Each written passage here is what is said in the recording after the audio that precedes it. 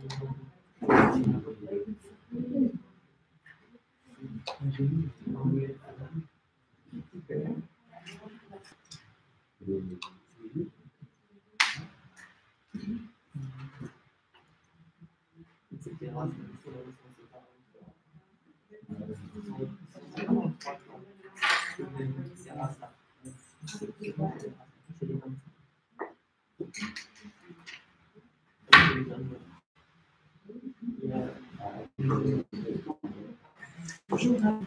Je vous remercie. J'ai bien reçu le résumé des cours. Elle m'a envoyé ce matin. Ah, très bien. Donc, on va faire un magazine. Voilà. Merci.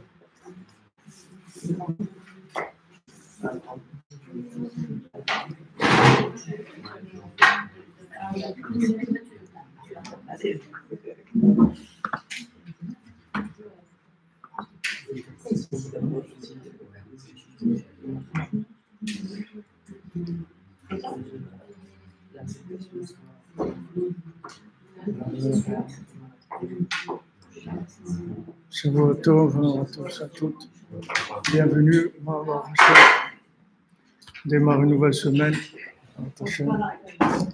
Avec une semaine avec Rabbi Nachman, ça veut dire que c'est une semaine qui est réussie dans tous les domaines.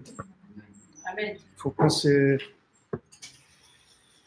se laisser avoir par l'imagination. Rabbi Nachman, il a dit, aujourd'hui le Yetzer Hara, on ne peut plus l'appeler Yetzer Hara. Il a, je ne sais pas combien de noms, 8 noms, je crois. 8 noms, il a le Yetzer Hara. Rabbi Nachman, il dit maintenant, on va lui donner un nouveau nom. On va l'appeler le Koach Hamdameh, c'est-à-dire la force, l'imagination. Donc, il faut pas, d'un côté, il ne faut pas se laisser attraper par l'imagination négative. Et d'un côté, il faut développer l'imagination positive au maximum. Il faut imaginer qu'on est bien. Parce que si on réfléchit, on va avoir des preuves qu'on n'est pas bien. Il faut imaginer qu'on va réussir. Parce que si on réfléchit, c'est sûr qu'on ne va pas réussir. Si vous voyez le monde, vous voyez Israël, vous voyez la montée de l'antisémitisme, vous voyez l'esclavage humain, c'est-à-dire combien on est aliéné, logiquement, on n'a aucune chance. Mais c'est là où ça commence. C'est là où ça commence. C'est-à-dire que notre épreuve, c'est une épreuve d'imagination. L'imagination, c'est une traduction de la Emouna. La Emouna, en fait, c'est de l'imagination. Mais c'est de l'imagination vraie. Il y a un passouk, un verset que Rabbi Nachman il apporte qui dit que Beyad Neviai Adamé, entre les mains de mes prophètes, j'apparais. Alors Rabbi Nachman il dit que en fait la névoie, la prophétie, c'est de l'imagination. Mais c'est de l'imagination vraie. Quand on parle d'imagination, on a une traduction, comme je vous ai dit, il y a beaucoup de mots qu'on dit en français qui ne peuvent pas traduire le sens en hébreu parce que ça n'existe pas. La notion, elle n'existe pas. C'est-à-dire, quand vous parlez d'imagination, vous ne pouvez pas vous imaginer que c'est vrai. Et que c'est plus vrai que le vrai. C'est plus vrai que la réalité que vous voyez avec vos yeux. L'imagination. C'est l'imagination qui est exacte. Alors, l'imagination, il faut qu'elle soit éduquée, orientée. Et la bonne imagination, ça donne la prophétie. C'est-à-dire, quand vous savez imaginer comme il faut, c'est comme ça que vous êtes un prophète. Un prophète, c'est quelqu'un qui imagine juste, c'est tout. C'est pas une réalité. C'est de l'imagination. D'ailleurs, c'est écrit que tous les prophètes, quand ils avaient de la prophétie, ils tombaient par terre. Ils étaient en transe, c'était toujours par terre. Vous voyez, vous lisez les prophètes et tout, vous croyez que c'est des moments comme ça où ils sont par terre en train de trembler et c'est là où ils ont ces visions. Le seul qui avait de la prophétie debout, c'est Moshe Rabbeinu. Mon cher Rabbeinu, il prophétisait dans un état normal. Mais les autres, ils prophétisaient dans un état second. Tous les autres prophètes. Alors, Rabbi Nachman, il dit que notre époque, jusqu'à la venue du Mashiach, c'est d'imaginer juste ou d'imaginer faux. Mais de toute façon, c'est tout de l'imagination. Tout. La réalité, elle est complètement mensongère. C'est rien, la réalité. Elle n'existe pas. Rabbi Nachman, pourquoi il a dit que le désespoir n'existe pas? Pourquoi il a besoin de dire ça? Pourquoi il ne nous a pas dit les vaches volantes, ça n'existe pas, ou un éléphant qui saute de l'Himalaya, ça n'existe pas? Pourquoi il ne nous dit pas des choses comme ça? Pourquoi il nous dit le désespoir, ça n'existe pas? Parce qu'on va avoir toutes les raisons logiques de se désespérer. Parce que logiquement, black is black, il n'y a plus d'espoir. Logiquement, c'est ça. C'est ça. Il n'y a pas de... Et ceux qui sont là-dedans, vous ne pouvez pas leur dire ouais, c'est pas vrai. Non, c'est vrai. C'est vrai. Logiquement, il n'y a aucun espoir. Logiquement, seulement Rabbi Nachman, il dit regarde, ce que tu vois qui est vrai là, c'est complètement faux. C'est-à-dire, si tu vas au cinéma, tu peux peut-être être plus proche de la réalité que quand tu es dans la rue. Parce que si tu vas au cinéma et tu vois un film de réussite, dans la richesse, ou dans l'amour, ou dans la guerre, ou un truc, tu peux être beaucoup plus proche de la réalité que ce que tu vas voir dans la rue.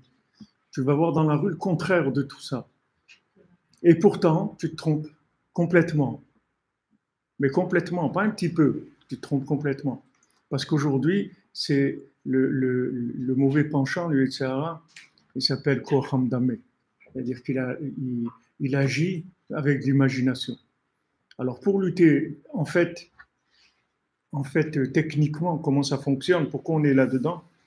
Parce qu'en fait, on est dans la 50e porte de la Touma. C'est-à-dire on est dans le plus grand niveau d'impureté qu'il y ait jamais eu dans le monde, qui est l'impureté imaginaire.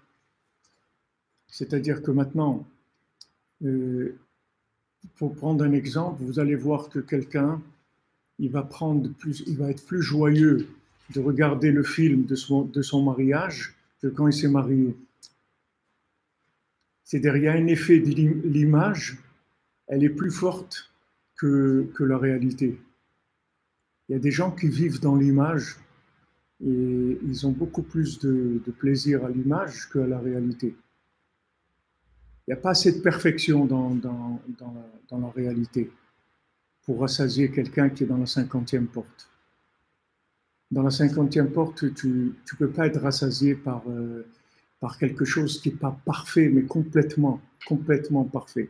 Et ça ne peut pas exister dans la réalité. Parce que la réalité, elle n'est jamais 100% parfaite. Donc, mais l'image, tu peux t'approcher de quelque chose de parfait. Tu peux voir un héros, quelque chose qui est parfait, dans lequel tu vas pouvoir placer tous tes rêves, tout ça, tu vas les voir dans ce personnage-là, qui est imaginaire. Mais les gens, ils préfèrent une vie imaginaire heureuse qu'une vie vraie malheureuse. Il vaut mieux que tu imagines que ton conjoint, il est bien, plutôt que tu le vois comme il est parce qu'il n'est pas bien. Si tu réfléchis comme il n'est pas bien. Mais si tu l'imagines, il est bien. Et tu vas voir que si tu l'imagines, il va devenir le personnage que tu as imaginé. Même Hachem, il a dit, faisons l'homme à notre image.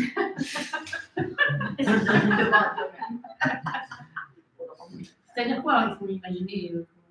Il faut imaginer qu'il est bien, vous allez voir qu'il est bien. Il faut voir le bien chez Parce que aujourd'hui, ce que vous vivez, c'est ce que vous imaginez. C'est pas la réalité, il n'y a pas de réalité. La réalité, elle est nulle, complètement. La réalité, comme il a dit, qu'est-ce qui a amené ça? j'ai lu cette semaine. Ah ouais, un grand avocat, je ne sais pas si vous avez parlé de lui, Weintraub, un grand avocat israélien qui est décédé il y a 2 ou 3 semaines. Un très grand monsieur, très très grand monsieur. C'était l'avocat de Bibi Netanyahu, mais un grand penseur, un très grand penseur d'une culture dans tout. C'était un homme très très cultivé. Quand il était jeune, il était un des élèves les plus brillants de la yeshiva de Ponovitch à Bnei Brak. Ensuite, il a fait son chemin dans la philosophie, dans la culture. Il est un des plus grands professeurs des universités en Israël. Un homme de très grande dimension. Et il est décédé il y a quelques semaines. Il avait la maladie en question. Et il y a un mois à peu près, il a fait sa dernière conférence qui a duré 2 heures. Alors, pendant la première heure, d'ailleurs, ceux qui comprennent l'hébreu, ils peuvent trouver cette conférence-là sur Internet. Moi, j'ai reçu juste une petite traduction de quelques dizaines de lignes des passages, de certains passages de son discours. Mais en tout cas, la première heure, qu'est-ce qu'il fait? Il amène toutes les philosophies, toutes les écoles de pensée et tout. Et il conclut qu'il n'y a aucune raison logique de ne pas se suicider. Il n'y a pas de raison. C'est-à-dire, si on suit l'analytique de toutes les philosophies, la conclusion, voilà, tout pousse à la destruction. C'est-à-dire que, en fait, c'est la seule solution pour être heureux, si vous voulez. C'est la destruction, c'est tout. C'est le seul point d'espoir qui peut rester, c'est de se détruire, d'après la logique. Il fait comme ça 1 heure d'analytique. C'est très intéressant parce que c'est profond. Il amène beaucoup de philosophes et de penseurs, etc. Et la deuxième partie, la deuxième heure, il parle que de Rabbi Nachman. Et il dit qu'il regrette une seule chose, c'est qu'il n'a pas découvert Rabbi Nachman quand il était plus jeune, c'est tout. Il a découvert tardivement dans sa vie. Mais il dit que c'est une approche complètement différente, révolutionnaire. Et s'il n'y avait pas ça, vraiment, il n'y a pas de raison de continuer. Il n'y a même pas de raison de commencer. Pourquoi? Je raconte ça. Hier, Shabbat, j'ai rencontré plusieurs... J'étais dans une communauté du 16e, et j'ai rencontré beaucoup de gens qui étaient avec moi à Toulouse quand j'étais à l'université à Toulouse. Ils étaient en même temps que moi, on a discuté, etc. Et ça m'a rappelé quand j'étais à Toulouse et j'étais chez un cousin à moi qui est ingénieur au CNRS. Et on parlait, j'avais juste 17 ans et on discutait, tous les jours on discutait. Et un jour, il voyait que j'étais mélancolique, c'est-à-dire que je cherchais quelque chose et j'étais un petit peu bloqué, je ne savais pas. Il y avait quelque chose qui ne fonctionnait pas pour moi dans ce monde, c'est-à-dire quand je le voyais, il y avait un truc qui n'allait pas, ça n'allait pas du tout. Alors, il essayait de me calmer, il disait, écoute, tu sais, ne cherche pas, ne perds pas ton temps, fais tes études et regarde, il m'a dit, regarde, moi, voilà, à l'époque, il avait 2 enfants, après il a un 3e enfant. Il m'a dit, regarde, voilà, je travaille, j'ai un bon poste, et j'ai une épouse et des enfants, et voilà. Et le dimanche, c'était le lac du Revel, je crois, de Revel, à côté de Toulouse, la promenade au lac. Le soir, c'était télé, jeux Scrabble. Il me dit, c'est ça la vie.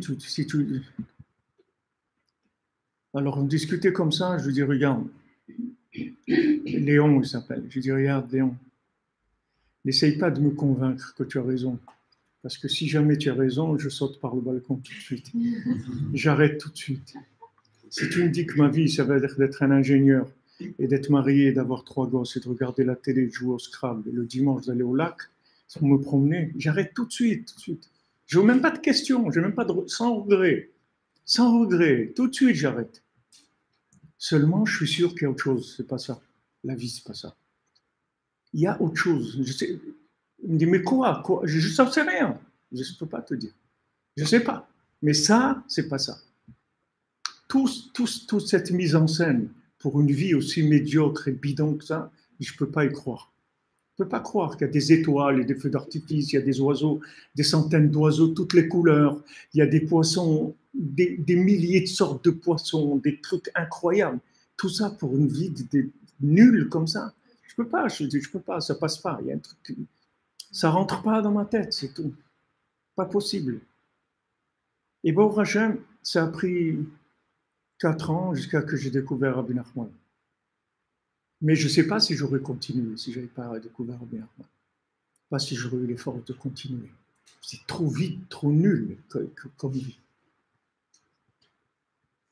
C'est comme, vous savez, la blague qu'on raconte, je ne sais pas si c'est une blague, mais on raconte qu'il y a quelqu'un, il était à la pêche. Et il était en train de pêcher. Quelqu'un qui vient le voir, il dit alors ça va? Il dit ouais, ça va, j'ai pêché 2-3 kilos aujourd'hui de poisson. Ah ouais, mais tu sais, qu'est-ce que tu devrais faire? Tu devrais aller vendre le poisson. Alors il dit ah bon, pourquoi? Il dit parce que si tu vends le poisson, après tu pourras acheter un filet et tu vas pêcher, au lieu de pêcher 5 kilos par jour, tu vas pêcher 50 kilos. Alors et après tu vas acheter un chalutier, tu vas pouvoir pêcher des tonnes tous les jours. Et après, tu vas acheter d'autres chalutiers. Après, tu auras de plusieurs bateaux, tu vas gagner plein d'argent.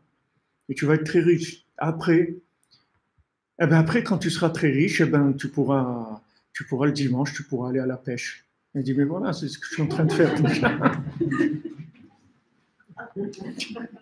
C'est exactement la même chose. C'est-à-dire, on n'était pas là, d'accord? On n'était pas là, on croit dans une vie éternelle, d'accord? On sait qu'on est éternel, on n'est pas un morceau de viande qui va pourrir et il n'y a plus rien. D'accord? On a une âme qui est éternelle. Ok. Maintenant, on nous a envoyés dans ce monde. Okay. Alors, tu vas mourir et tu vas retourner. Alors, je retourne tout de suite, c'est tout. Si c'est pour faire un tour de circuit pour rien, je retourne. Il faut que tu me donnes quelque chose, il faut que j'ai une raison d'être là. Il faut que j'ai une raison valable d'être là. Sinon, je ne vais pas rester là.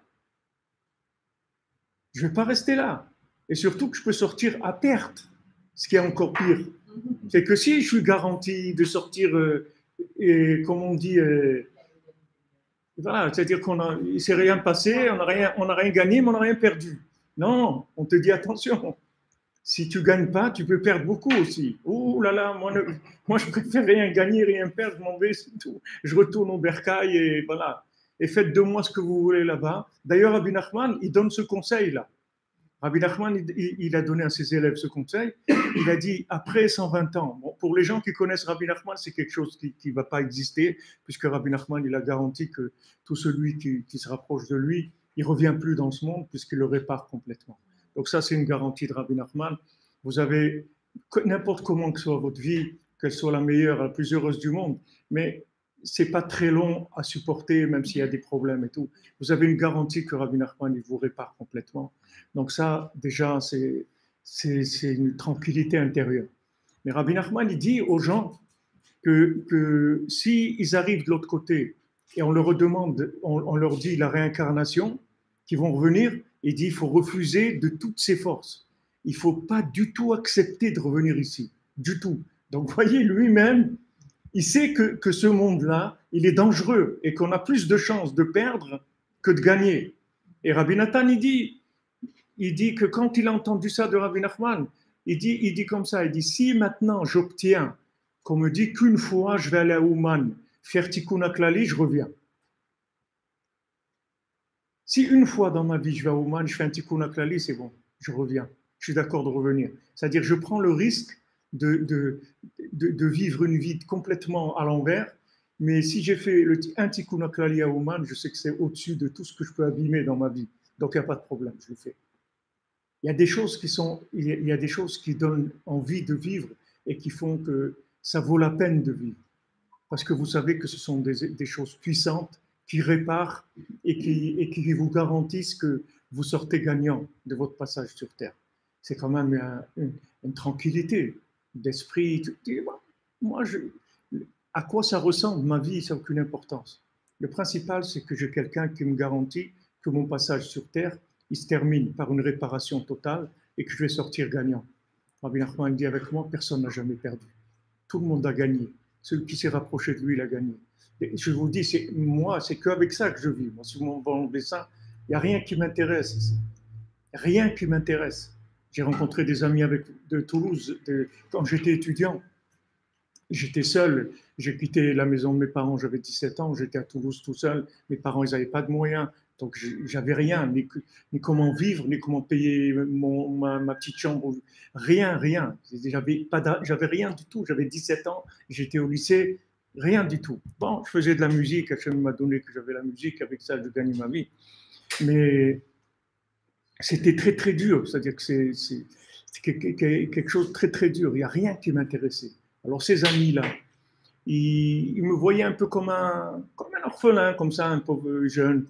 Alors, quand ils allaient le dimanche au ski dans les stations de ski des Pyrénées, là, c'était pas loin de Toulouse, alors ils venaient me chercher, ils m'emmenaient avec eux. Je ne voulais pas, mais ils insistaient. Non.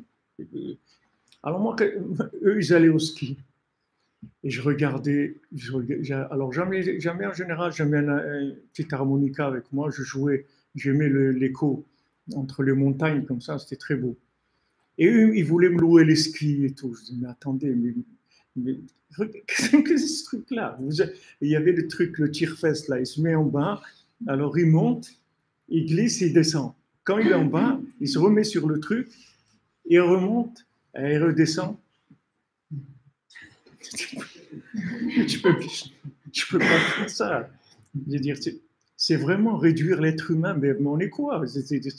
Non, j'ai jamais fait ça. Ils louaient les trucs, les après-ski, les skis, les trucs. Et ça, c'est si vous ne cassez pas une jambe, parce que vous pouvez vous casser une jambe aussi. C'est pas avec la bêtise du truc. C'est que vous pouvez finir à l'hôpital avec une jambe cassée, ou la hanche cassée, ou n'importe quoi.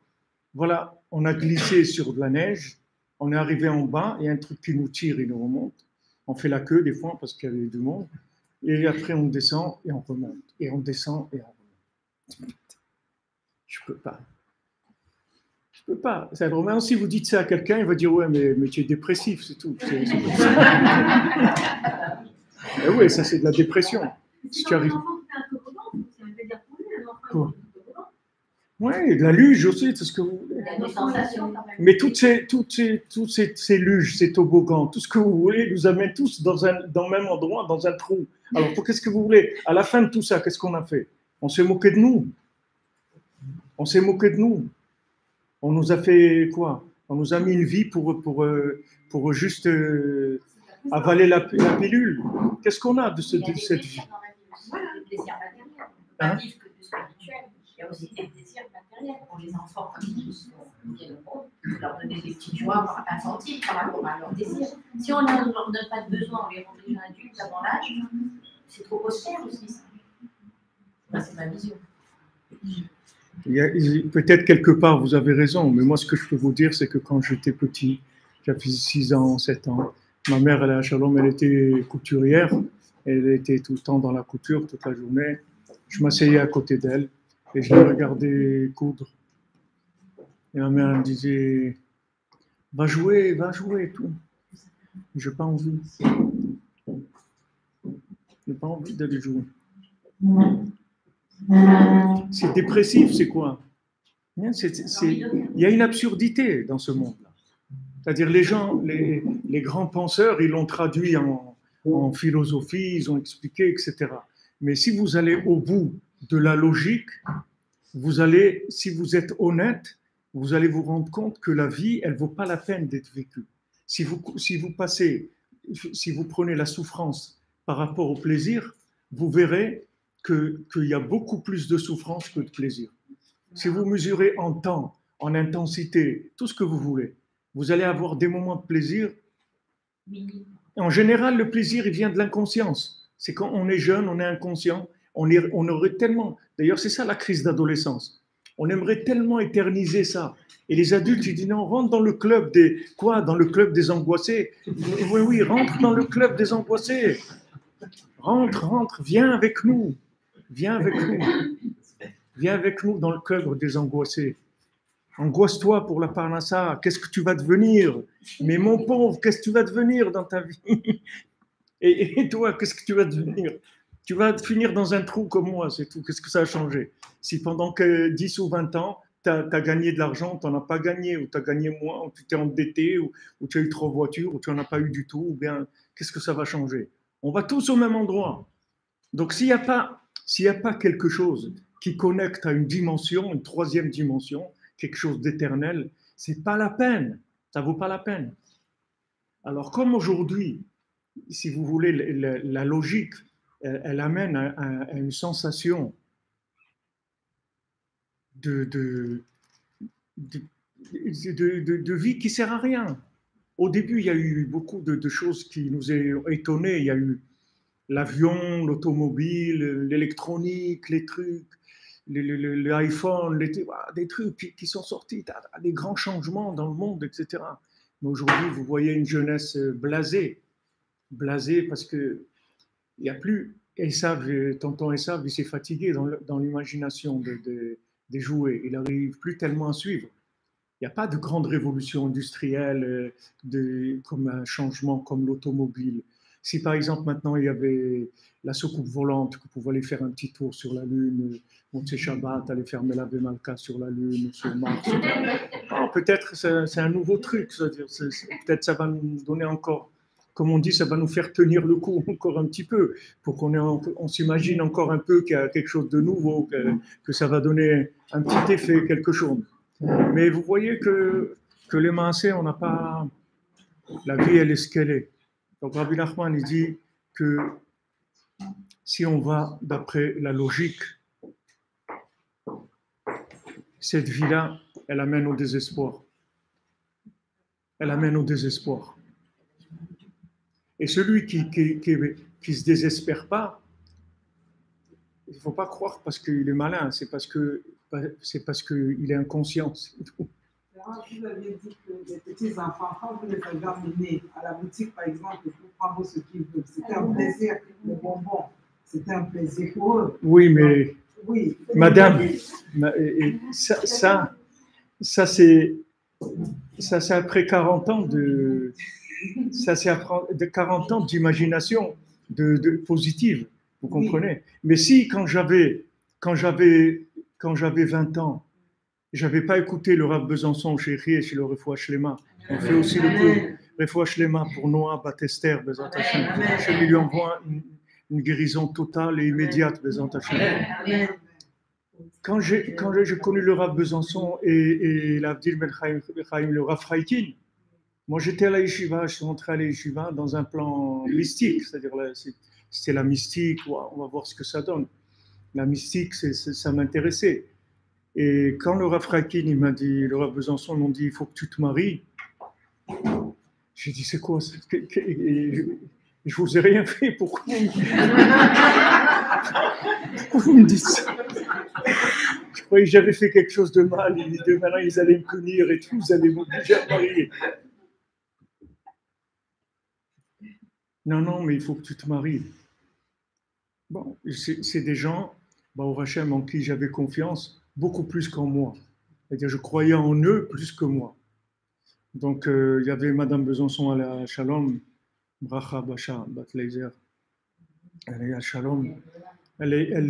C'était la rabbinite de ma femme. Et donc, moi, c'était le Rav Besançon. Donc, il m'a proposé donc, de me présenter ma femme. D'accord? Je vous dis ça, je vous raconte ça pour vous dire, vous voyez où je me trouvais à l'époque, où on peut se trouver à l'âge de 20 ans. Alors, Madame Besançon, elle a parlé à ma femme, elle a dit, voilà, tu vas voir quelqu'un, il va t'ouvrir des portes et tout, il est très engagé dans Breslev. C'est vrai que j'étais très, très engagé dans Rabbeinu, je faisais 6 heures d'études par jour, j'étais vraiment ça me plaisait beaucoup. Alors, le Rav Besançon, il m'a dit, voilà, j'ai une fille très bien pour toi, vraiment très bien, et je pense que vous allez fonder un bon foyer, vous allez arriver à beaucoup de choses, etc. Alors, il me dit, qu'est-ce que tu dis? Je dis, je suis d'accord. Alors, il me dit, voilà, bon, on va fixer, tu vas la rencontrer. Je lui dis, mais pourquoi tu veux que je la rencontre? Il me dit, mais il faut que tu la rencontres. Je dis, j'ai pas besoin de la rencontrer.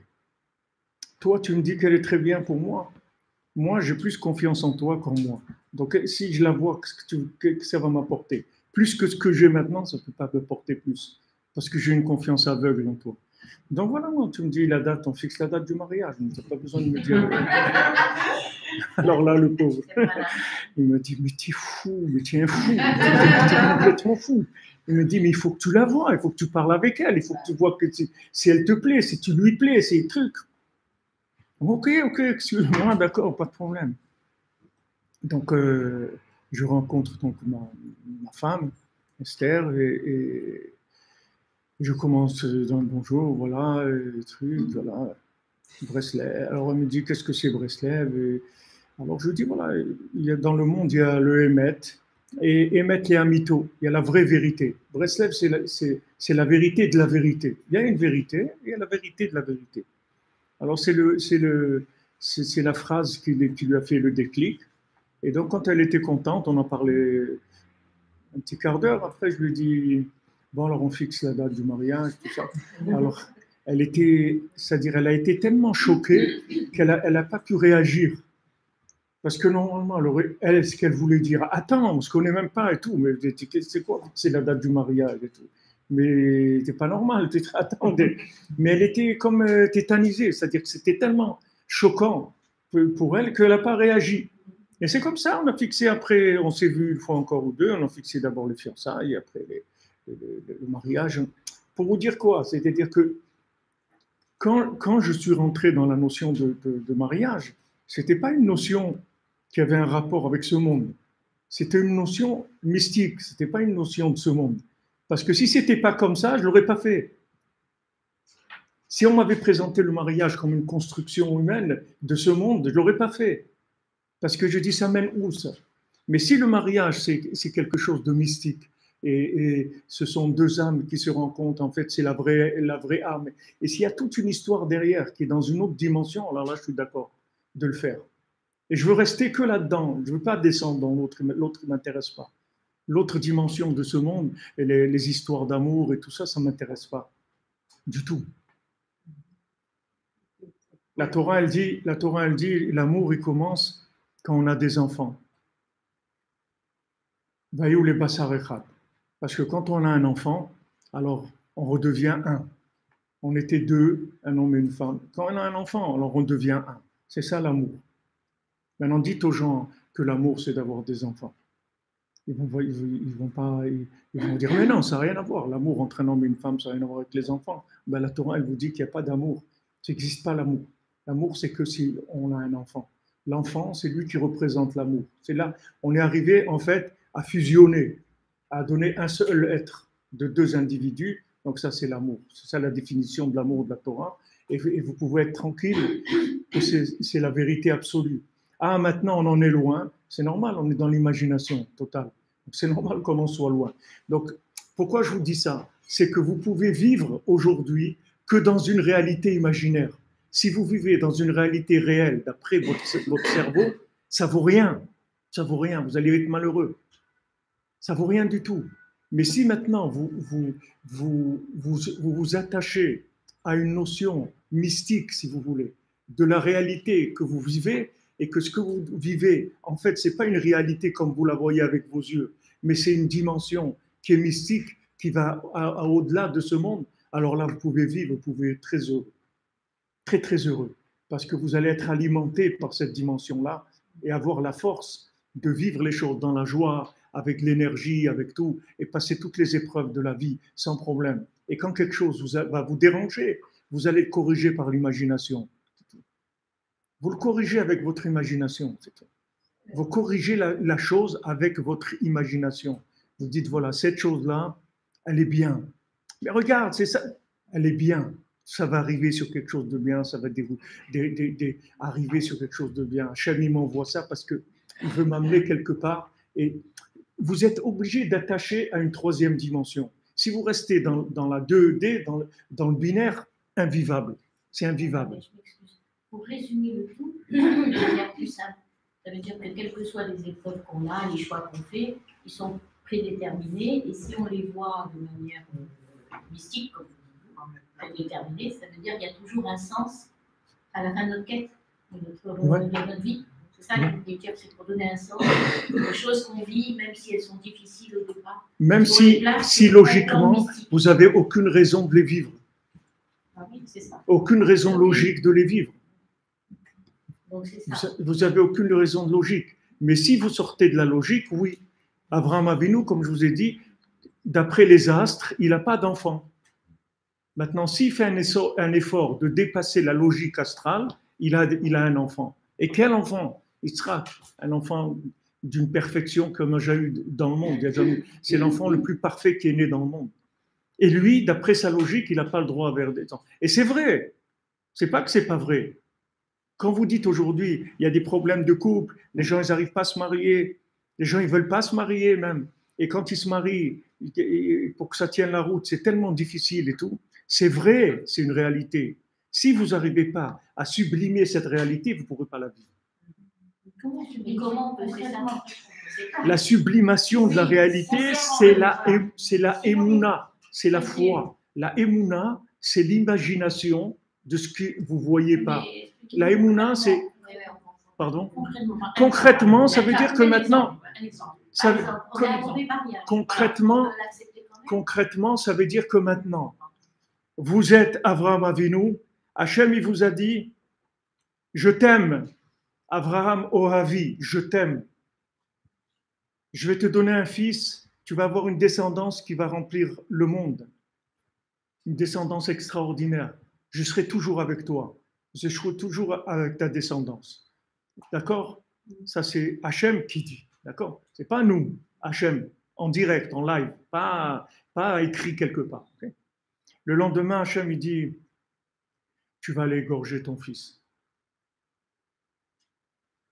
Alors, comment ça marche avec ça? Comment tu m'as dit que tu m'aimes? Tu m'as dit que tu allais me donner une descendance et tout. Maintenant, tu me dis d'égorger le fils que j'ai. Comment je fais avec ça? Comment je fais? C'est pas difficile. Je prends la carte mère de l'ordinateur et je la mets dans un seau d'eau, c'est tout. Et je continue à marcher, c'est tout, j'avance. Parce que si je fais fonctionner mon cerveau, je vais exploser. Donc maintenant, vous vivez des contradictions, d'accord? Toute la journée. Si vous réfléchissez à ces contradictions, c'est terminé. Vous êtes terminé. Il n'y a plus de vie, il n'y a plus de joie. Vous allez vous ronger de l'intérieur, vous détruire, vous rendre malade. Vous comprenez? Donc, qu'est-ce que vous faites? Vous prenez la réflexion, vous la jetez. Vous dites, moi, je ne comprends rien. Moi, je sais que Hachem est avec moi. Moi, je sais que j'étais à Ouman, je fais Tikkun HaKlali, Rabbi Nachman, il me répare. Moi, je sais que si je parle avec Dieu tous les jours, ma journée, elle est réparée. Et voilà, je m'attache à ça. La réalité du film d'horreur, elle ne m'intéresse pas. Elle ne m'intéresse pas. Réellement, d'après la réalité logique, ma vie, c'est un film d'horreur. Et d'après mon imagination, c'est extraordinaire. Tu connais les évoluer tous les jours? Pardon? Tu connais les évoluer tous les jours? Ne me dites pas, il faut. C'est des sources de vie, ça répare tout. Ne me dites pas, il faut. C'est comme si vous me dites, est-ce que je dois respirer toute la journée? Du moment où je n'ai pas envie de respirer. C'est des choses pour vous connecter. Le Tikkun HaKlali, c'est la réparation des 10 poux que vous avez dans le corps. Vous avez 10 pulsations. Ces pulsations, elles vous donnent de l'émotionnel, elles vous amènent vers des choses qui peuvent être négatives. Le Tikkun HaKlali, il amène de la joie dans les 10 poux qu'il y a dans le corps. Il vous réjouit, il vous donne envie de vivre.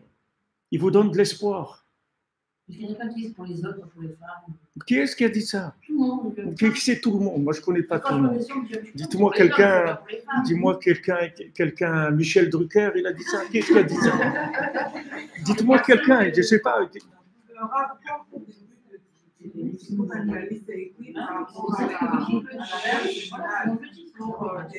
Pour les hommes.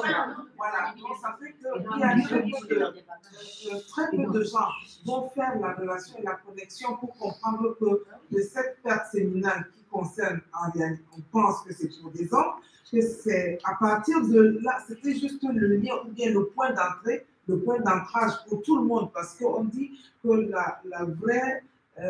vrai péché, déconnexion, c'est à partir de l'acte sexuel. Donc, à partir de ce plaisir, de l'acte sexuel, ou plaisir ou pas plaisir, toujours est-il qu'on parle de cette entrée. Donc, pour que on limite la chose en disant que le tikkun hakali, c'est pour les hommes, parce que ce sont des hommes qui ont des pertes, qui à partir de cet acte-là. Je comprends ce que vous dites. Toute la Torah, elle est comme ça. On démarre toujours par un point qui est un point de réalité matérielle, d'accord? Mais ce point de réalité matérielle, c'est qu'une manifestation de choses qui sont plus élevées. Le Tikkun HaKlali, c'est pourquoi il s'appelle Tikkun HaKlali, réparation générale, parce que ça répare en fait tout rapport avec la vie, pour que le rapport avec la vie ne soit pas en vain. Parce que quand on perd de perte séminale, ça veut dire de perte de notre vie en fait.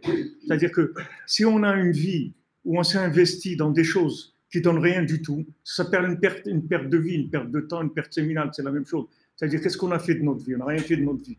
Quelqu'un qui n'a rien fait de sa vie, alors il a jeté sa vie dans le vide, ça n'a rien produit du tout. Donc le Tikkun HaKlali va vous réparer le rapport avec ce monde, de manière à réparer l'alliance, si vous voulez, au niveau le plus élevé qui est, c'est-à-dire arriver à lier votre vie avec Dieu. C'est à ça qu'il faut arriver. Il faut lier votre vie avec Dieu. Il faut qu'il n'y ait aucun élément de votre vie que vous preniez sur vous.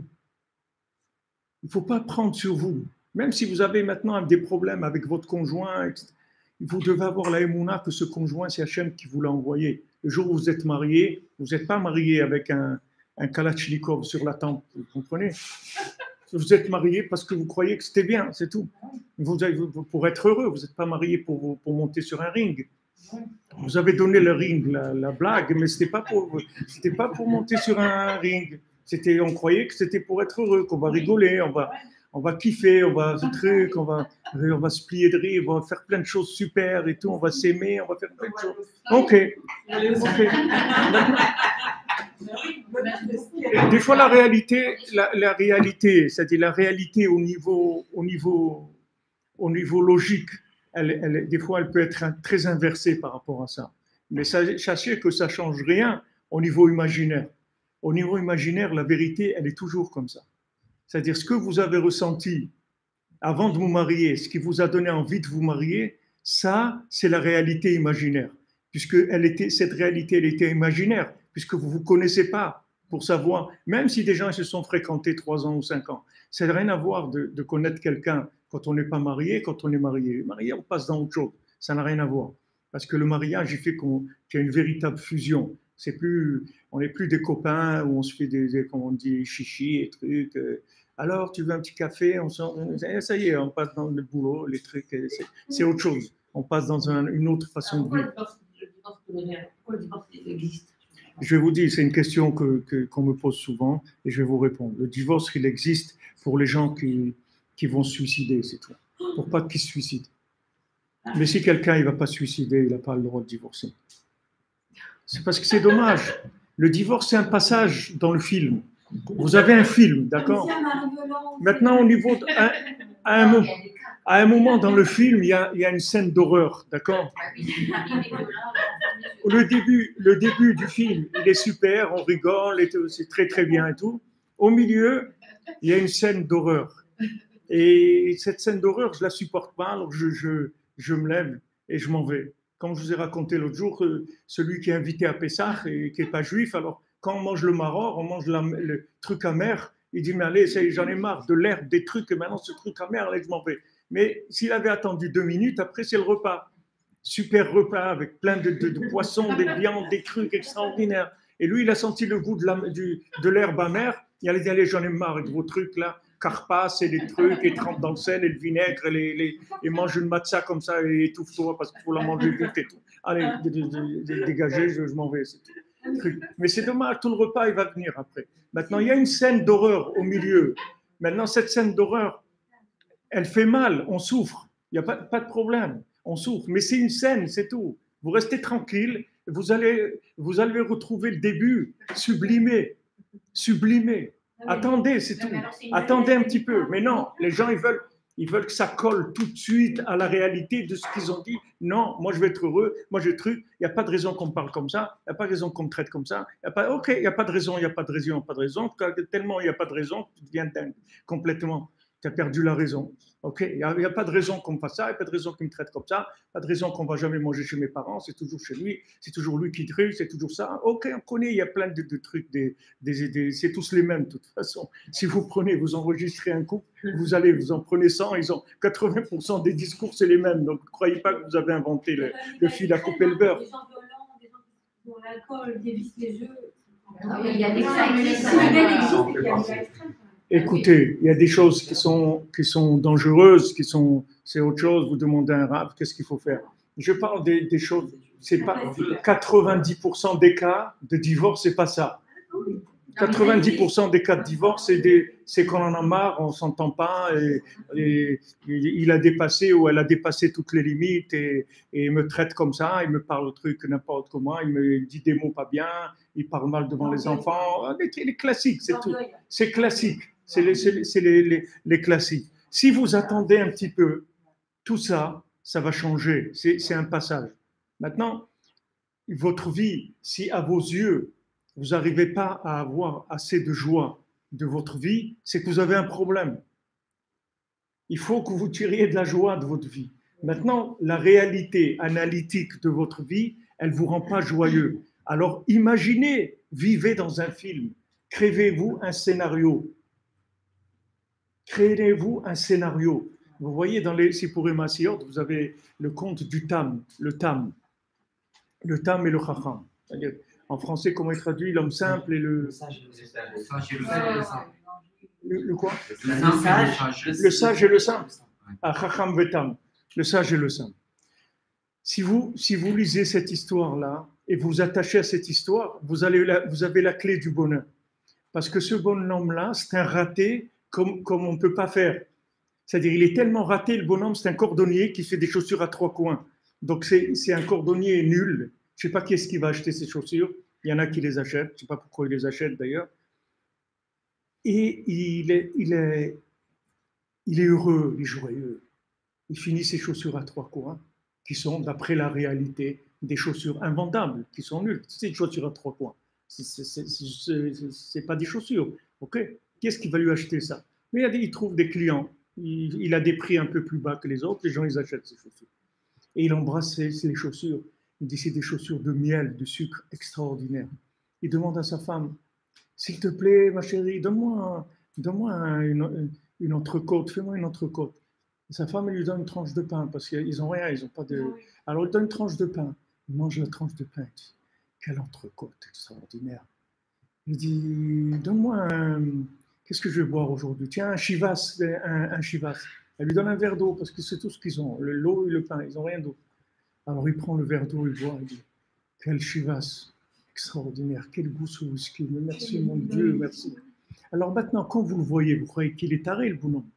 Il est dingue, c'est un dingo, il est fou. Mais en fait, c'est pas vrai. En fait, il a le secret de la manne. La manne, c'était ça. La manne, c'était rien. La danse, c'était ce que tu imaginais, c'est tout. La manne, ça veut dire quoi? Manhu, quoi? C'est quoi? Ben c'est quoi ce que tu veux? Tu veux steak frites? Eh ben tu manges là, oh, steak frites. Tu veux hamburger? Poisson, ce que tu veux. Ce que tu veux. Et cet homme-là, on l'appelle le Tam Akadosh. Il s'appelle le Tam Akadosh, c'est-à-dire saint. C'est il a le plus haut niveau de sainteté qui existe. Pourquoi? Parce qu'il est arrivé à comprendre que, en fait, les éléments, ce sont des éléments imaginaires. Les éléments que tu as, ils sont imaginaires. Il suffit qu'il y ait une base minimum pour permettre l'imagination, ça suffit. Ça suffit. Et ça s'est vécu dans la réalité. Je vous l'ai rapporté, je l'ai lu il y a quelque temps, quelque chose que j'avais jamais lu, de Rabbi Nathan avec Rav Nachman Turchiner, son élève. Ils vont un jour chez un élève de Rabbi Nathan qui avait qui avait perdu sa fortune et il était devenu très très pauvre. Mais il aimait beaucoup Rabbi Nathan et tout. Et quand Rabbi Nathan il passait par sa ville, son village, il voulait absolument qu'il vienne chez lui. Bon, Rabbi Nathan il voulait pas parce qu'il savait qu'il était pauvre et qu'il allait essayer de les honorer avec du manger, etc. Il voulait pas, mais bon, en fin de compte, l'autre il les attendait déjà sur la route, il connaissait exactement. Ça aussi pour vous dire comment Rabbi Nathan était organisé, que le gars il savait dans la période de l'année quand est-ce que Rabbi Nathan il va passer dans sa ville et à quelle heure aussi. Il était dehors déjà, il attendait la calèche de Rabbi Nathan. Et quand il est passé, il lui a dit non, vous venez à la maison. Ok, très pauvre et tout, il leur sert un truc, une soupe à manger immangeable, c'est-à-dire un truc horrible. Alors Rabbi Nathan il mange et Rav Nachman Tuchiner il peut pas. Pourtant Rav Nachman Tuchiner c'était pas du tout il venait pas de la haute comme on dit, c'était des hommes simples, c'est pas. Mais manger un truc comme ça il pouvait pas, impossible, immangeable. Alors Rabbi Nathan il le voit et il comprend ce qui se passe. Alors il lui dit qu'est-ce qu'il y a, c'est pas bon. Alors, il dit impossible, je peux pas. Il dit mais rends-le bon, avec ta tête, rends-le bon. Alors il dit que Rav Nachman Tuchiner il a fait cet effort-là et après il a vu que la soupe était bonne. Donc vous avez une force mentale de transformer votre vie, la rendre super. Comme on a rapporté plusieurs fois, cette histoire de Edison, là, que sa mère elle reçoit la lettre qu'il est renvoyé parce que c'est un cancre, et il ne peut plus rester à l'école. Et elle lui dit, ils t'ont renvoyé parce que tu es un génie, ils n'ont pas de professeur pour toi. Donc on va voir comment on va faire avec toi. Et lui devient un génie. Donc en fait, il y a tout le monde est un génie, ou tout le monde est un raté, si vous voulez. C'est vous qui décidez. C'est vous qui décidez. Vous donnez à quelqu'un un médicament, vous lui dites c'est un placebo. Le médicament, il ne marche pas. Vous lui donnez un placebo, vous lui dites que c'est un médicament, le médicament, il marche. Donc le médicament, il n'existe pas. Il n'existe pas le médicament. Vous voyez bien que c'est vous qui l'avez fait, le médicament. Maintenant, alors pourquoi ils existent les médicaments? Parce qu'on imagine pour vous. C'est comme des films, c'est tout. C'est comme un film. Pourquoi il y a des films? Parce qu'on imagine le bonheur pour vous. Si vous imaginez vous-même, vous n'avez pas besoin d'aller au cinéma. Si vous imaginez vous-même que vous êtes un acteur de Hollywood et que votre vie, c'est la plus belle vie du monde, vous n'avez pas besoin d'aller au cinéma. Parce que votre vie, c'est un film. Il faut faire attention avec ces exercices d'imagination, que votre imagination ne fasse pas du mal aux autres. Vous voyez, parce que par exemple, si quelqu'un, on dit vraiment, tu es beau, tu es magnifique, et en fait, il a quand même besoin de faire des efforts, du coup, on va lui faire du mal s'il vous croit et qu'on lui dit ça et que lui, il n'arrive pas à. Non. C'est par rapport à l'autre, c'est une autre. Je comprends ce que vous voulez dire. Est-ce que notre imagination, elle ne peut pas tromper? Voilà, elle ne peut pas tromper l'autre. Oui, mais maintenant, si vous voulez, on est en train d'essayer de trouver des solutions pour pas sombrer dans le désespoir, si vous voulez. Du moment, ce que vous devez faire d'abord, c'est écrit Chayecha Kodmim. Vous devez vous en sortir. Vous savez, quand j'étais jeune, au Maroc, j'habitais à côté de la mer. On était tout le temps à la mer, tout le temps en train de nager et tout. Donc il y avait des fois, on devait sauver des gens qui se noyaient. Et c'est très étonnant parce que quand vous sauvez quelqu'un qui se noie, il essaye de vous noyer à vous. Vous le tirez, il essaie de vous mettre la tête dans l'eau. Alors, si lui, il est en train de se noyer, si vous noie, vous aussi, on est terminé. Alors, qu'est-ce qu'on fait? On le frappe. On lui donne des coups de poing. On le frappe. On essaye de l'assommer pour pouvoir le tirer parce que sinon, on ne peut pas. Alors, on le frappe pour le calmer et on le sauve. Vous comprenez? Mais parce que s'il me coule à moi aussi, on est terminé. Alors, qu'est-ce que je fais? Attends-moi que je m'en sorte et je viens te chercher après, c'est tout. Attends que j'arrive, je dois m'en sortir, après je viens te chercher. Une fois que moi je vais m'en sortir, il n'y a aucun problème, je viens te chercher. Je t'aime et je veux t'aider et tout. Attends-moi juste que j'arrive à y croire moi et après je viens te chercher, il n'y a pas de problème. Reste attaché à moi, vous comprenez? Vous entretenez l'amour, l'affection, le rapport. Et à côté, vous développez votre vie imaginaire, qui n'est pas, ce que je vous dis, les mots que j'emploie, il faut que vous les placiez, vous les switchiez. C'est-à-dire, c'est pas imaginaire, c'est la réalité, c'est le émet, les amito, c'est la vraie réalité. Mais la réalité au niveau primaire, c'est un cauchemar, pour la plupart des gens. La réalité au niveau primaire, elle est invivable, c'est insupportable. Mais si vous cherchez la vraie vérité, vous allez voir que votre vie, non seulement elle est supportable, mais elle est extraordinaire. Extraordinaire. Vous allez voir que votre vie, elle est merveilleuse. Et si vous continuez là-dedans, vous allez arriver que la deuxième réalité, c'est-à-dire la réalité du émet la mytho, c'est-à-dire de la vérité, qui au début, vous y avez accès que par l'imagination, elle va revenir vers la réalité. Et ça va devenir votre réalité après. Alors qu'au départ, c'était complètement imaginaire. C'est-à-dire que dans la réalité, vous ne voyez même pas comment vous allez arriver à ça. Impossible. Impossible. Vous voyez les éléments d'après la logique. C'est pour ça qu'il faut faire très attention à tout ce qui est logique dans les analyses et tout, que ce soit psychologique ou psychanalyste ou des choses comme ça. Si les gens ils n'ont pas vraiment de l'espoir, beaucoup d'espoir, il faut faire très attention parce que c'est très dangereux. C'est très dangereux. Quand on vous dit votre conjoint il est comme ça, bon, on n'arrivera pas à le changer, mais ah non, c'est pas vrai. C'est pas vrai, on peut le changer. Je me rappelle Rav Gershon dans la Vachalom, à la Yeshiva Aix-les-Bains, il y avait un élève qui était très malade, qui était à l'hôpital de Chambéry et qui était vraiment dans un état grave. Après, le pauvre, il est décédé. Mais quand Rav Gershon il a été le voir, il a demandé au professeur comment il va. Il lui a dit, écoutez, voilà ce qu'il a, ça et ça et ça. Et il en a pour 2-3 semaines à vivre au maximum. Alors, quand il a dit ça, Rav Gershon lui a dit, mais je m'excuse, monsieur le professeur, ça, vous n'avez pas le droit de dire. Parce que ça, ce n'est pas entre vos mains. S'il va vivre 3 semaines ou 30 ans, ça, ce n'est pas vous qui décidez. Vous ne pouvez pas du tout savoir ce qui va se passer. Que vous fassiez l'analyse de ce qu'il a, pas de problème. Vous avez les outils, il a ça et ça. Mais quand vous dites le donc, il est faux. Le donc, il est imaginaire. Il n'est pas vrai. Et c'est comme ça qu'on vous arnaque. On vous fait une analyse vraie et on vous colle le donc, la conclusion. Mais la conclusion, elle est imaginaire. Elle n'est pas vraie. C'est une interprétation complètement qui est complètement imaginaire, d'après ce qu'il a envie d'imaginer, le gars. C'est tout. Il vous dit donc, c'est pas vrai. C'est pas vrai. Il va peut-être vivre plus que le professeur lui-même. Vous ne pouvez pas savoir. Ça, vous n'avez pas le droit. C'est pas votre domaine. Cette conclusion-là, c'est de la fantaisie. Vous n'avez pas le droit d'ajouter ça. Alors, dans la vie, c'est la même chose. Comprenez, vous avez devant vous des éléments que logiquement sont invivables. D'accord? C'est la logique. Ok, d'après la logique, sont invivables. Alors on dit donc, il faut faire. Non, non. Ne me dis pas, je ne veux pas de conclusion. Tu m'as fait l'analyse, ok, ça veut dire que c'est ça mon problème. Laisse-moi me débrouiller avec, c'est tout. Laisse-moi me débrouiller avec, c'est tout. C'est Hachem qui m'a mis dans ce problème, c'est Hachem qui va me sortir de ce problème. C'est tout. Moi, j'ai affaire qu'à lui, c'est tout. Ce pétrin-là, c'est lui qui m'a mis dedans.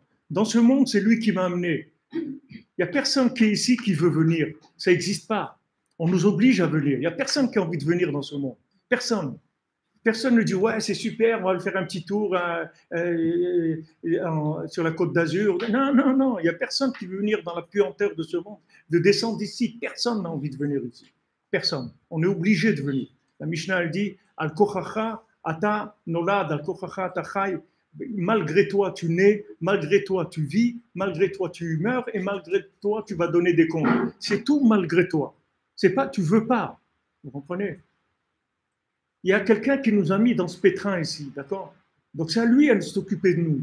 C'est pas à nous à prendre sur nous notre vie. Quand on a commencé on a pris des orientations dans notre jeunesse, dans notre adolescence, qu'on s'est marié, qu'on a fait ce qu'on a fait, on l'a fait d'après ce qui venait devant nous. On pensait bien faire, on ne pensait pas mal faire. Ah, maintenant, on s'est rendu compte que la vie, elle a tourné vers des choses qui sont très désagréables, très difficiles. Ok, ça ne change rien. Ça ne change rien que quand j'ai fait le choix, je crois que ce choix-là, c'est Hachem qui m'a mis là-dedans. Donc, j'ai un problème quelconque. Je m'adresse à lui, c'est tout. J'ai la force dans ma tête de changer ma vie avec ma tête, c'est tout.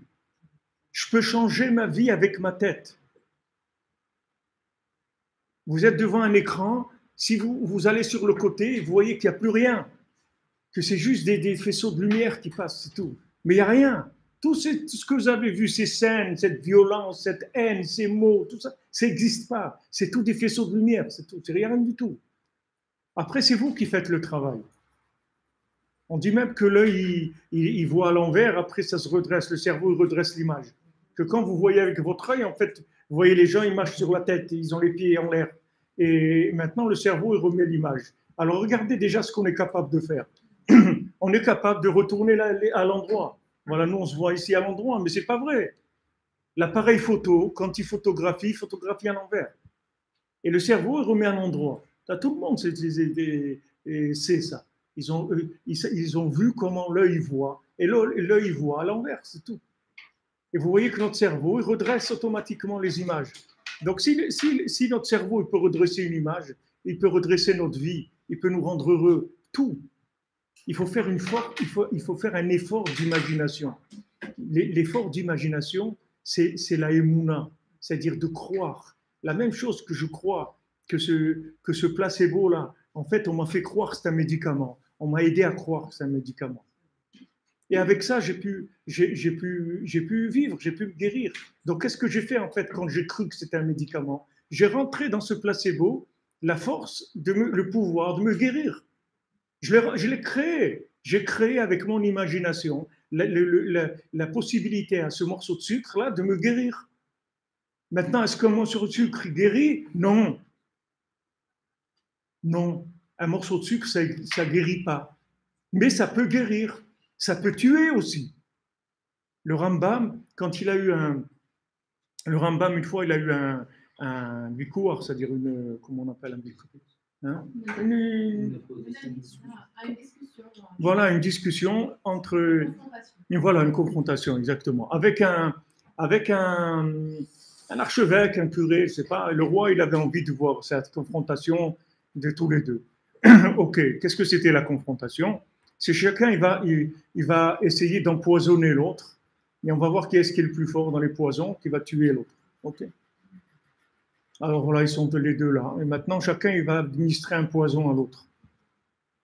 Ok. Le Rambam, il lui dit, please, monsieur les Anglais, tirez les premiers. Ok, vas-y, donne-moi ton poison.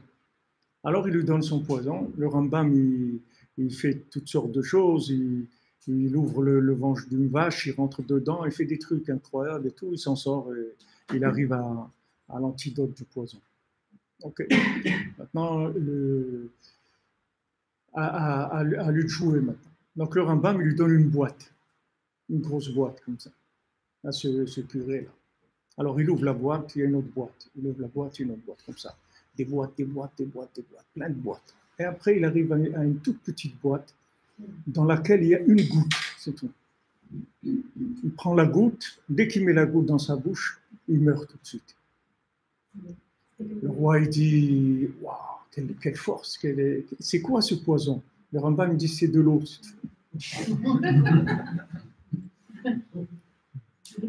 Il l'a mis en condition, c'est tout. Parce que d'abord qu'il lui a dit, allez-y, ça veut dire que le gars, il est sûr de lui, que son coup, c'est 100%, il est sûr. Sinon, il ne va pas lui dire, allez-y, d'accord? Après, il lui met une boîte, dans une autre. Chaque truc, il fait monter l'angoisse. C'est le suspense, il lui fait monter le suspense, Et le gars, avec ça, il travaille avec sa tête, il fabrique le poison. Et après, il prend la goutte d'eau, il meurt. Donc maintenant, ça, c'est dans le négatif. Dans le positif, c'est encore plus. Le positif, c'est beaucoup plus fort que le négatif. Donc, vous êtes responsable du film que vous vivez, en fait. C'est vous qui êtes le scénariste de votre vie et qui choisissez le casting, tout ce que vous voulez. C'est vous qui êtes responsable du film de votre vie. Ne croyez pas qu'il y a une réalité de la vie. Il n'y a pas de réalité de la vie. Il y a des gens qui sont nés dans des conditions où ils n'avaient aucune chance, ils sont arrivés à des choses extraordinaires. Il y a des gens qui avaient toutes les chances, ils sont arrivés à rien du tout, ils ont détruit tout ce qu'ils avaient dans leur vie. Chacun, it's up to you, imaginez votre vie comme vous avez envie, c'est tout. Et c'est ça que ça va être votre vie, ça ne va pas être autre chose. Et aujourd'hui, quand Rabbi Nachman vous dit qu'aujourd'hui, il n'y a que l'imagination, parce qu'on est dans la 50e porte, donc sachez que votre vie, elle est entièrement entre vos mains, dans votre tête, c'est tout. Donc, alimentez-vous de choses qui sont intéressantes, qui vont vous encourager. qui vont vous donner, qui vont vous faire imaginer des choses bien. Imaginez bien, imaginez bien. Alimentez-vous en films qui sont bien. Il y avait un monsieur à Yerushalayim qui avait la maladie. Il s'est fait diagnostiquer, il avait la maladie très avancée et tout. Et quand il a appris ça, qu'est-ce qu'il a fait? Il a acheté plein de films, des films comiques. Et il a commencé à regarder tous des films comiques, à se bidonner comme ça des jours et des jours et des jours. Il est retourné quelques semaines après, il n'avait plus rien du tout. Parce que moi-même j'ai eu ça, moi à 28 ans, le grand professeur ici, Hickman, m'avait déclaré, ils avaient dit, j'avais une professeure qui avait testé là, il me restait quelques minutes, je suis bonne pour partir. Et puis j'ai dit, comme c'est comme ça, c'est pas grave, ne n'osez pas davantage, laissez-moi sortir de l'hôpital, laissez-moi aller vivre tranquille, mon frère et ma soeur m'ont fait des enfants, je vais m'en occuper, mais je vais vivre au moins dans la joie. J'ai enlevé ça de mon corps, et j'ai dit, j'ai combien de bleu. Et puis 4 ans plus tard, bien naturellement, je pensais. Au prochain. Grâce à Dieu. C'est ce que je veux, c'est-à-dire la conclusion que je veux vous dire aujourd'hui, que Baruch Hashem, Akadosh Baruch Hu nous a donné un tzaddik comme Rabbi Nachman qui, vraiment, pour les gens les plus atteints, parce que ce sont des gens vrais, les gens qui sont les plus vrais, c'est les gens les plus atteints. C'est comme ça. Les gens qui sont des embrouilleurs, tout ce que vous voulez, ils ne se rendent même pas compte de ce qu'ils sont en train de vivre. Mais des gens qui sont vrais et sincères, ils souffrent énormément de cette réalité. Mais quand il vous dit que cette réalité, en fait, vous pouvez la changer complètement. Vous avez la force mentale de changer votre vie, avec de l'imaginer autrement. Ça y est, vous avez terminé. Ça y est, c'est terminé. Vous imaginez autre chose. C'est tout. Mais c'est un travail comme cette imagination. C'est entretenir la force de la pensée, c'est-à-dire arriver à se concentrer sur que les choses positives dans la pensée. Et on sait très bien que la pensée, c'est ce qu'on a plus de mal à contrôler. Donc, c'est vrai tout ce que vous dites. Concrètement, pour arriver à ce niveau de concentration de la pensée, pour générer que du positif, il y a forcément un travail qui peut se faire. Un travail, mais vous pouvez vous faire aider. Vous pouvez vous faire aider. Vous pouvez lire des choses qui vont vous positiver, qui vont vous aider à voir de façon positive. Vous pouvez faire le tikkun haklali. Vous pouvez écouter de la musique. Vous pouvez écouter des rires, des gens rire. Vous pouvez voir des films comiques, des choses qui... Même si vous voulez, moi je dis toujours ça aux gens, que quand aujourd'hui vous voulez faire un compliment à votre conjoint, il n'a pas besoin d'être vrai le compliment, du tout. C'est pas nécessaire. Parce que le conjoint, il veut pas le compliment, la vérité du compliment. Il veut l'effet du compliment. C'est pas la vérité. La vérité, elle l'intéresse pas. Il préfère être faussement joyeux que vraiment malheureux, vous comprenez? C'est une fausse joie, mais ça ne me dérange pas. Le principal, c'est que je suis joyeux. Quand je suis joyeux, je peux faire des choses, je peux sortir, je peux parler, je peux faire plein de choses. Je peux étudier, je peux faire beaucoup de choses. Mais si maintenant, réellement, je suis réellement triste, qu'est-ce que c'est cette réalité? Elle ne vaut rien du tout, vous comprenez? Aujourd'hui, vous dites, vous faites des compliments à votre conjoint. Vous dites, waouh, super, truc, ça, tu es bien aujourd'hui, tu as l'air en forme, tu es beau, tu es belle, truc et tout. Même si c'est hein, ça n'a aucune importance. Il va dire, tu te moques de moi, je vois bien que je suis dans un état lamentable. Non, mais il ne faut pas me dire. Mais toi, tu peux pas te voir. C'est moi qui te vois. Moi, je te connais bien.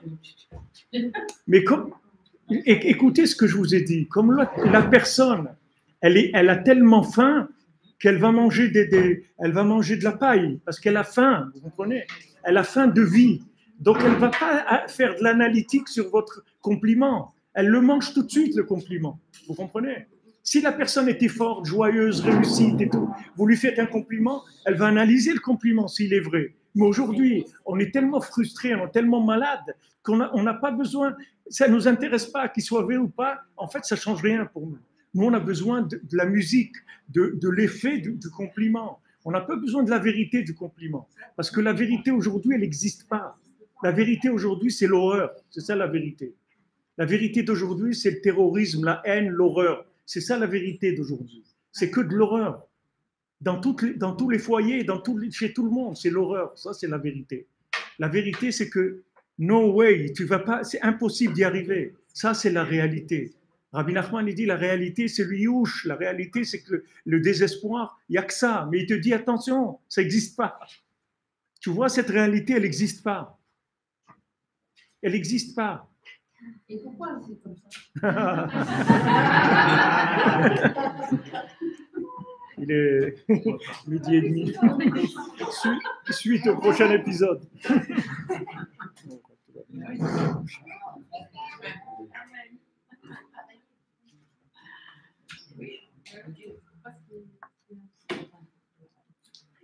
On dit que c'est ils disent que c'est une approche, il y a des gens qui disent là, Mme Rachel Lévy dit que c'est une approche très élevée, c'est pas facile. Mais en fait, c'est vrai que c'est élevé, parce que c'est la 50e porte de la Kedusha. Quand j'ai parlé tout à l'heure, la 50e porte de l'impureté, mais la 50e porte de la sainteté, c'est ce que je vous dis là. C'est la création imaginaire de la réalité. C'est-à-dire, vous devenez créateur de la réalité. C'est le plus grand niveau qui existe. Pardon? Bien sûr, il faut lutter, il faut fermer les accès au négatif. Mais qu'est-ce que ça veut dire vous êtes dedans?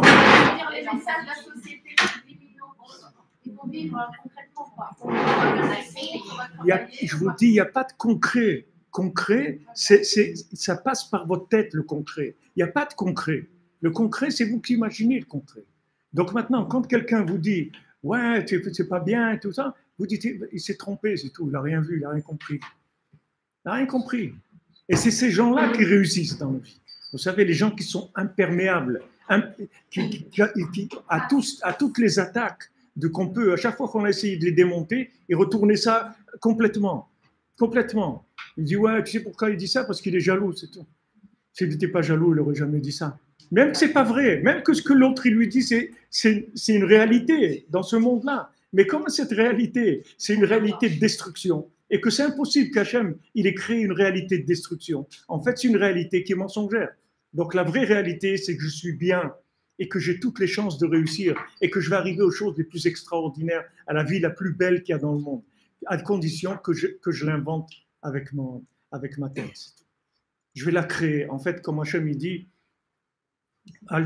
comme il dit, Altikre Banaïr et la Bonaïr. Ne lis pas tes enfants, mais tes constructeurs, tes bâtisseurs. Aujourd'hui, on a, si vous voulez, le choix de se construire.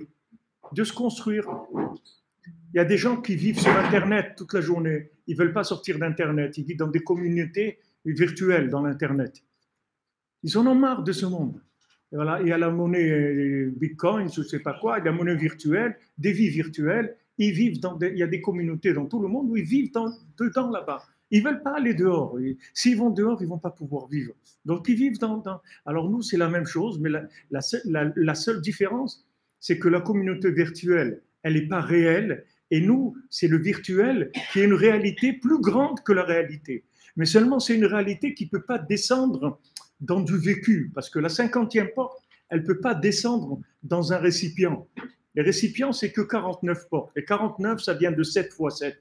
C'est-à-dire, il y a 7 midot, 7 mesures, d'accord? 7 sphirotes, il y a. Chesed, Gvura, Tiferet, Netzachot, Yesod, Malchut.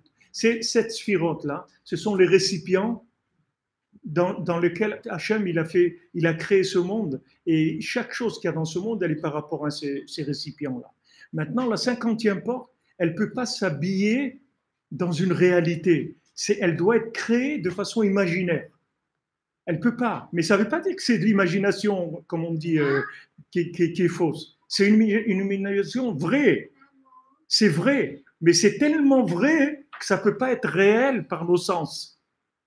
Nos sens, ils ne peuvent pas la capter. Ils ne peuvent pas capter cette réalité-là. C'est une réalité qui doit être complètement virtuelle. Mais si maintenant vous vous habituez, cette réalité complètement virtuelle, elle va devenir réelle dans votre vie. Elle est réelle déjà, si vous voulez, au niveau plus élevé. Mais après, elle va devenir, vous allez la sentir avec vos sens. Non, ce n'est pas un nial de Yechida. C'est un nial que c'est que maintenant vous allez, si vous voulez, fabriquer des récipients pour une réalité que normalement, cette réalité-là, elle peut pas venir dans ce monde. Rabbi Nathan, il dit, quand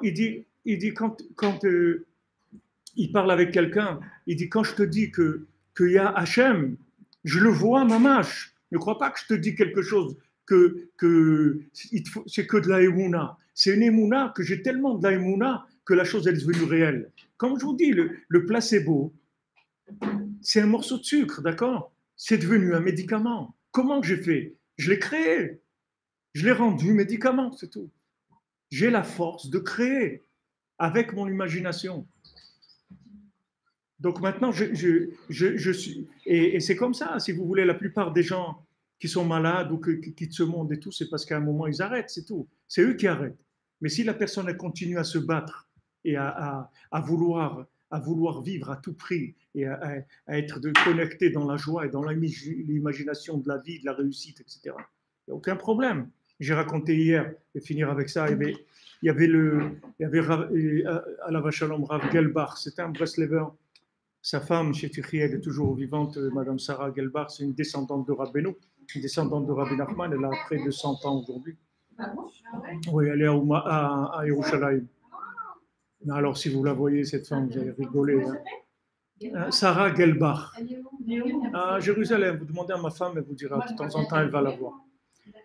Alors, si quelqu'un, je ne sais pas si vous êtes quelqu'un qui est dans le monde de la télé ou des reportages, si vous faites un reportage sur elle, vous allez voir que vous allez détruire beaucoup de choses qui sont des fantasmes totales. Cette femme, elle fume. Et qu'est-ce qu'elle mange? Elle mange les soupes. Et les soupes, là, les trucs, vous voyez, les concentrés de poison, là, des trucs, et elle mange les saucisses en plastique, là, vous voyez, les saucisses, les trucs qui sont c'est pas de la viande, c'est du plastique avec du polystyrène, je sais pas quoi. C'est ça qu'elle mange. Elle fume, elle boit ses soupes, et elle mange ses saucisses, là. Voilà, c'est ça ce qu'elle. Elle a 100 ans, la dame. Elle a une joie extraordinaire. Oui, c'est une petite descendante de Rabbi Nachman. C'est une descendante. Elle parle et tout. Oui, elle parle, elle danse même dans les mariages et tout. Elle danse. Elle est Complètement claire. Mais son mari, il était. Je l'ai rencontré cette année au Kibbutz de Rachel. Et chez Rabbi Nachman, il y a 2 ans, quand j'ai rencontré votre femme. Et Baruch Hashem, là, comme si la Yvonne Rachel Yuenu, elle a une longue vie, parce que la dernière fois que je l'ai vue, c'est au Kibbutz Rachel, c'est pas en Allemagne. Ah oui, vous l'avez vu là-bas? Oui, je l'ai vu. Ouais. Je me rappelle mon visage. Alors, elle, son mari, à la Shalom, il était à Auschwitz. Il était à Auschwitz et quand il a vu ce qui se passait, c'était bien sûr l'horreur et tout. Alors, tous les soirs, il se levait la nuit, il s'embrasse les vins, il se levait à Chatzot et il demandait à Hachem, s'il te plaît, aide-moi à être enterré, avoir un enterrement, pas brûlé dans un four et tout. Je suis enterré normalement, c'est tout, j'ai un enterrement normal, pas qu'on me brûle dans un four. Comme ça, il priait toutes les nuits. Alors, une nuit, Rabbi Nachman, il est venu en rêve. Il dit, mais c'est ça que je t'ai appris. C'est ça mon message d'espoir. Tu pries pour être enterré. Mais prie pour sortir, prie pour vivre, prie pour te marier, prie pour monter en Eretz Israël. Et alors, il s'est levé dans la nuit. Et à partir de ce jour-là, il a commencé à prier. C'est ce qui s'est passé. Il est sorti d'Auschwitz, il s'est marié avec cette descendante-là de Rabbi Nachman, il est monté en Eretz Israël, il a eu des enfants, il a vécu jusqu'à l'âge de 90 ans, il a une vie extraordinaire. Mais pour vous dire que c'est imaginaire, parce que comme il voyait que les gens ils se faisaient brûler dans les fours, donc il a mis la barre, voilà, ça c'est la réalité. Alors au moins si je suis enterré, c'est super déjà. Non, vas-y, imagine, sors. En fait, ce qui se passe autour de nous, c'est ça, c'est que j'expliquais à des jeunes hier. Je dis en fait, quand vous allez à l'école, à l'université et tout ça, on vous apprend, on vous met des limites dans votre tête pour que vous deveniez des esclaves de la société, c'est tout. Quand on vous dit, voilà, le gars qui a fait du saut à la perche, le champion du monde, il a sauté 5 mètres 20. Ok. Alors vous allez dire, ouais, si j'arrive à 4,80, c'est super, 4,50, c'est super. Non, moi j'arrive à 50 mètres. Moi, je veux sauter 50 mètres. On dit, mais tu es fou et tout. Ben oui, je vais sauter 50 mètres. Vous voyez, j'avais lu il y a quelque temps, dans l'apnée, là, les trucs de plongée, là.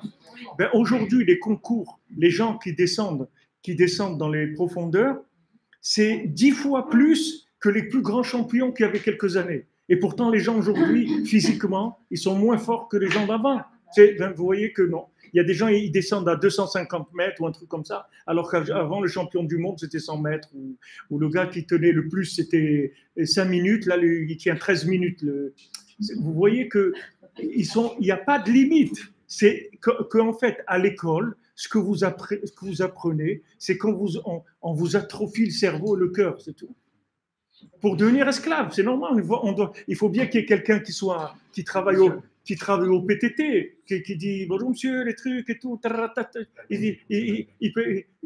qui attend, on va lui donner le 13e mois, on va lui donner les cadeaux de fin d'année, on va lui donner la retraite à 62 ans, il pourra aller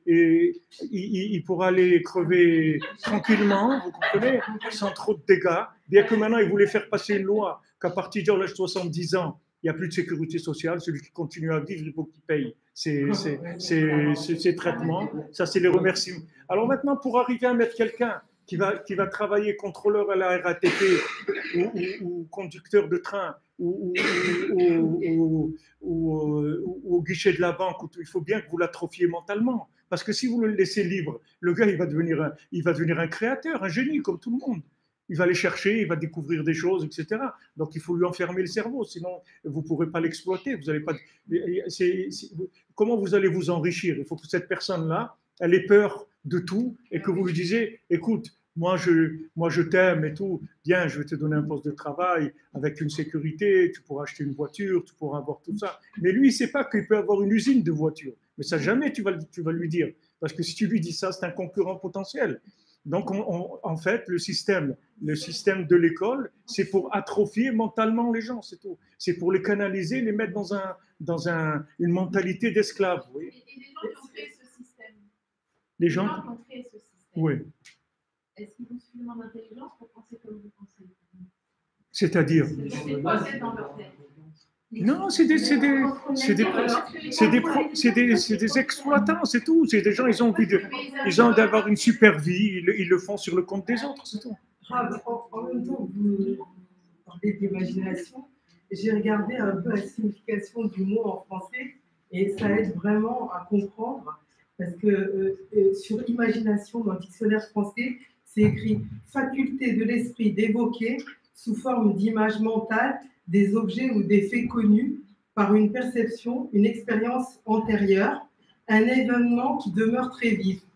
Alors, si j'ai bien compris le cours, nous, il ne s'agit pas d'un événement antérieur, mais c'est d'un événement tout court, en fait. Non, et la faculté, il faut développer cette faculté. La différence, c'est que, si vous voulez, cette définition-là, c'est une définition de l'imagination en circuit fermé, oui. Tandis que nous, on prend l'image du tzaddik et on imagine ça. Voilà. C'est-à-dire, on fait confiance à son image. Parce que lui, il te dit, regarde, l'image réelle, c'est ça. C'est quelqu'un de bien, tu es un génie, tu peux réussir, tu peux arriver à des choses extraordinaires. J'attends de toi des choses merveilleuses parce que je sais que tu peux y arriver. On a confiance là-dedans et on imagine, si vous voulez, les images que lui projette sur nous. Mais ce n'est pas nos images à nous, parce que nos images à nous, c'est tourné en circuit fermé, même si c'est les meilleurs moments de notre vie, mais ça reste tout petit. Tandis que lui, si vous voulez, il nous fournit des images, que ces images-là, quand on va y adhérer, on va y croire, on va devenir ces images-là. On va devenir, après, c'est une réalité dans notre vie. Et après, quand vous voyez la transformation à laquelle vous pourrez arriver avec ça, vous regrettez une seule chose, c'est de ne pas avoir travaillé plus, et de ne pas avoir commencé plus tôt, et de ne pas avoir pris au sérieux plus tôt, parce que c'est tellement extraordinaire comme méthode. En fait, c'est la méthode, le monde entier va arriver à ça. Il n'y a pas d'autre chose, il n'y a pas d'autre porte de sortie. Si vous n'apprenez pas aux gens à imaginer le bien, ils vont mourir, ils vont pas tenir. La dépression, ça va aller en augmentant, les maladies mentales, les trucs, parce que c'est insupportable. La vie comme elle est présentée, elle est insupportable. D'ailleurs, un des slogans, il nous disait le Besançon, de mai 68, c'était l'imagination au pouvoir. C'était un des slogans qu'il y avait sur les murs. l'imagination au pouvoir en mai 68. Parce que mai 68, c'est un moment de révélation, d'éclater, que le système il a éclaté. Mai 68, et d'abord il y a eu la guerre. En fait, tous ces moments-là, c'était des moments de révélation très forts. Il y a eu la guerre des 6 jours en 67, il y a eu mai 68, il y a eu Woodstock en 69. Il y a eu comme ça des événements qui étaient très très forts dans le monde et qui étaient en fait une manifestation de recherche d'une autre dimension. Les gens voulaient autre chose. Mais comme ils n'avaient pas de méthode, ils sont retombés après. Ça a été juste un éveil. Après, les gens ils sont retournés dans là où ils étaient. Vous avez les gars les plus fous de mai 68 et tout. Voilà, regardez Cohn Bendit et tout. Il finit dans les systèmes les plus comment on appelle ça, les plus conventionnels qui existent, alors que c'est des grands révolutionnaires. Mais ils n'ont pas d'être un révolutionnaire, c'est bien, mais il faut finir révolutionnaire. Vos enfants, vous devez leur apprendre. D'abord, vous ne devez jamais leur dire qu'ils ne sont pas bien. Jamais, si vous sortez devant un mot de votre bouche, de dire tu es un incapable. Jamais. Surtout une maman. Une maman, c'est de l'assassinat si elle dit ça à ses enfants. C'est de l'assassinat. Si vous dites tu es nul, tu es incapable, tu es pas réussi. Tous les trucs négatifs, c'est mortel aujourd'hui. Moi, si je suis là aujourd'hui, c'est uniquement parce que ma mère, elle m'a boosté de façon extraordinaire. Jamais elle m'a dit un truc. Non seulement elle m'a jamais dit un truc négatif, mais elle m'a toujours dit des trucs imaginaires de folie sur moi, sur mes capacités. Et ça a marché, ça m'a tenu. Ça m'a tenu ce qu'elle m'a dit. Elle dit, toi, mon fils, tu peux réussir tout ce que tu veux dans ta vie. Choisis juste ce que tu veux. Mais tout est ouvert. Tout est ouvert, tu peux réussir dans tous les domaines. Vas-y, fais ce que tu veux. Tout te réussira. Tout le temps comme ça. C'était le message que j'entendais tout le temps. Alors que si une maman, elle dit à son fils, t'es nul, tes trucs, regarde l'autre, il est mieux que toi et tout. Il n'y a personne qui est mieux que moi. Personne. Je me souviens, ma mère, elle est à Shalom une fois. Elle m'a dit, mon fils, tu me ferais pas plaisir un jour d'être le premier de la classe? Je lui dis, maman, ça te ferait plaisir si j'étais, parce que c'était par mois, je crois, qu'on avait les notes, c'était tous les mois. Elle me dit, alors je lui dis, maman, ça te ferait plaisir que je sois. Elle me dit, ouais, ça me ferait. Je dis, t'es sûr? Ouais, vraiment, tu me ferais vraiment plaisir. Alors je dis, maman, je t'aime et je veux te faire plaisir. Alors le mois prochain, vous êtes le premier de la classe. Alors le mois prochain, j'étais premier de la classe. Et après, je lui dis, ça y est, non, je retourne à la vitesse normale. Mais je veux dire, c'est possible. Vous voyez, des fois, quand vous aimez quelqu'un, vous voulez lui faire plaisir, vous allez aller chercher quelque chose qu'il aime. Et là, il n'y a pas dans ce magasin, là, il n'y a pas. Et vous allez finir par le trouver, le truc. Et s'il n'existe pas, vous allez l'inventer, Hachem dit. Vous allez le créer. Ce qu'on fait là, parce que c'est qu'aujourd'hui, à l'école, qui a le devoir qui donne plein, on est complètement face à une réalité qui est complètement absurde. Il donne des devoirs énormes, les enfants ne peuvent même pas vivre. Qu'est-ce qu'on peut faire face à ça? On ne peut rien faire puisqu'on est esclave de ces écoles. Oui, mais vous pouvez désacraliser le système. Vous pouvez désamorcer la bombe. Vous pouvez désacraliser le système. Il faut les faire. Ok, il faut les faire, mais take it easy. Cool. Il faut savoir une chose,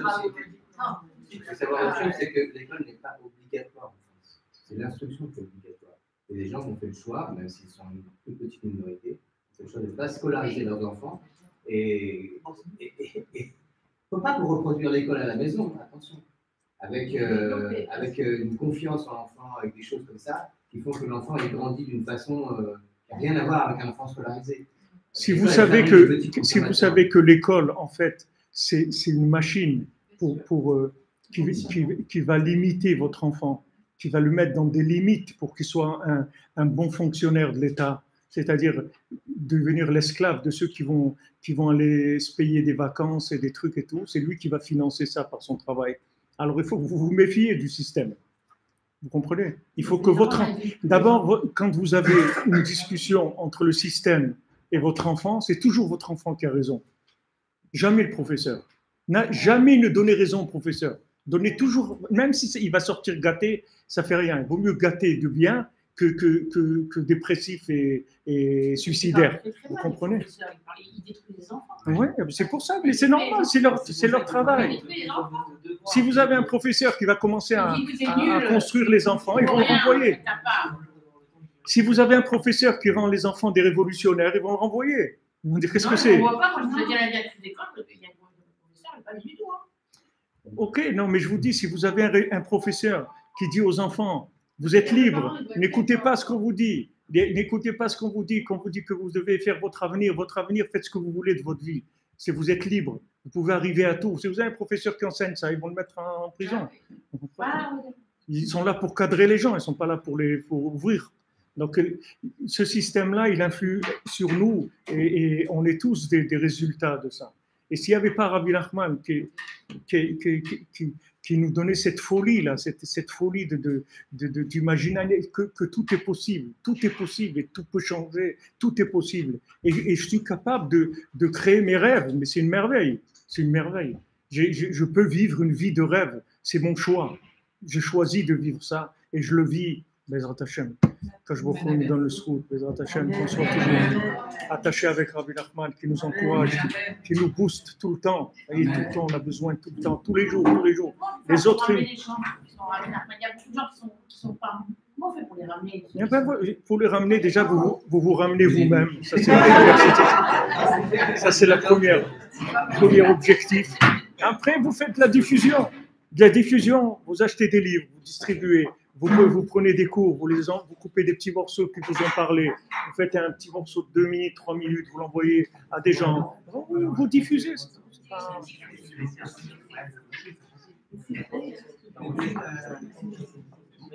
Bonne journée les amis, merci de votre écoute.